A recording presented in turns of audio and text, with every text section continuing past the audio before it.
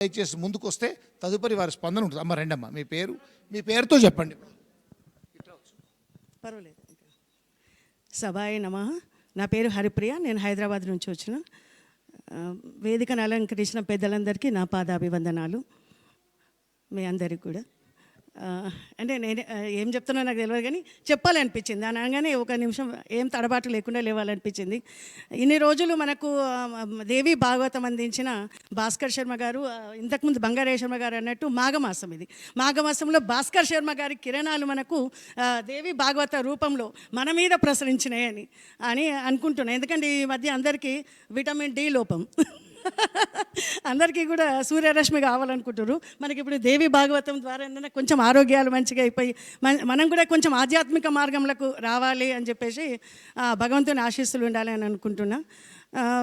భాస్కర్ శర్మ గారు రోజు చెప్తుంటే కూడా ఏదో తెలియని ఆనందం. ఇప్పుడు అయిపోతే ఈరోజు అయిపోగా నాకు అనుకోకుండా కళ్ళ నుంచి నీళ్ళు వచ్చినాయి, ఏడ్చేసినా కూడా అయ్యో అప్పుడే అయిపోయింది అన్నట్టు. అదేదో నవమాసాలు 9 నెలలు ఇంకా చెప్తే బాగుండు అన్నట్టు, మీరు అన్నట్టు ఇంకా ఇట్లనే ఉండాలి ఇక్కడే అన్నట్టుగా అనిపించింది. ఇంటి మీద కూడా ఎటువంటి వ్యాపకం లేదు, ఫోన్లు లేవు, ఏమీ లేవు. ఎంత సంతోషం అనిపించింది. ఇదంతా నిర్వహించినటువంటి కామేశ్వర శర్మ గారు ముఖ్యంగా వారికి చెప్పుకోవాలి. వారు ఎట్లా అంటే మన కన్న బిడ్డల్లాగానే.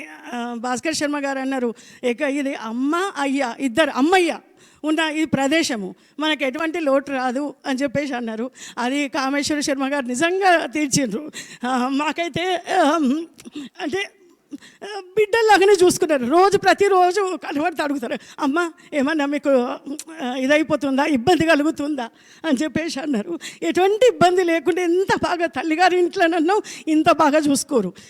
శర్మ గారు అన్నారు 5 రోజుల కంటే ఎక్కువ తల్లిగారి ఇంట్లో ఉండొద్దు అని. కానీ ఇక్కడ 10 రోజులు ఉన్నా ఇంకా ఉండాలనిపిస్తున్నది. చాలా బాగా చూసుకున్నారు.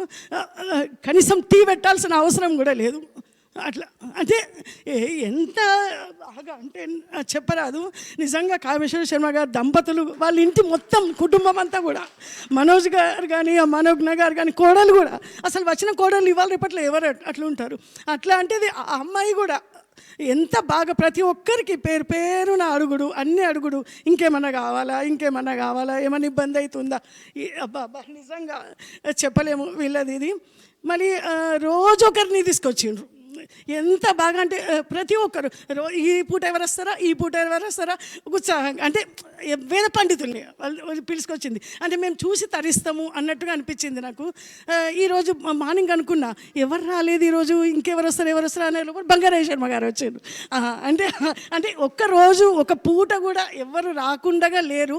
అందరు వేద పండితులు, వాళ్ళందరినీ చూస్తుంటే ఒక నిజంగా ఉత్సవం లాగానే అనిపించింది. కనుల పండుగగా మరి అందరికీ సన్మానాలు, అందరికీ సత్కారాలు. అట్లా కాకుండా మా అందరికి కూడా పుట్టింటి బిడ్డలకు కదా వచ్చినట్టు అందరికీ బట్టలు పెట్టిండ్రు. మా అందరికీ నిజంగా తల్లిగారింటికి వచ్చిన ఫీలింగ్ కలిగింది. నిజంగా శ్రీశైలం అంటే అమ్మ కాదు, కామేశ్వరరావు గారు వారి ధర్మపత్ని రూపంలో నేను అమ్మ నాన్ననే అనుకుంటున్నాను.